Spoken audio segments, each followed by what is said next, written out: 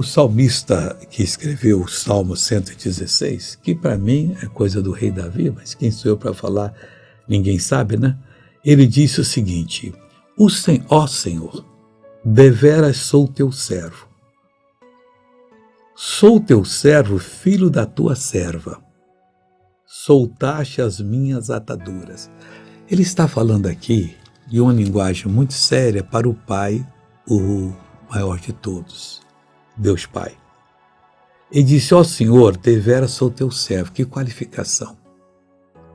Nós devemos sair de toda a coisa ruim, mas nunca esquecer que foi Deus que nos fez e que devemos servi-lo. Filho da tua serva.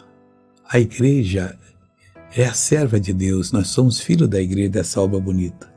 Soltaste as minhas ataduras. Acabou, nós estamos livres. Jesus disse: está consumado, para você ser livre. Veja esse testemunho bonito, eu já vou orar com você. Eu estava com essa perna mais curta do que essa outra.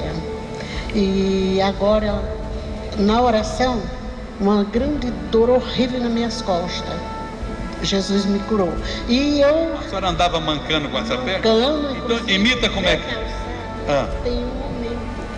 É maior um do que o outro. Essa parte. A gente vê aqui que ele é maior aqui, dá um dedo aqui, ó. Agora, me dá uma cadeira ali, pega uma cadeira bem.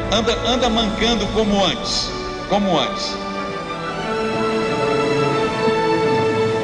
Agora anda normal em nome de Jesus. Oh, glória a Deus. Senta aqui, irmã. Senta aqui. Vou fazer igual o doutor faz exame. A senhora vai esticar as duas pernas juntas aí. Aqui, pessoal. Tá certinho.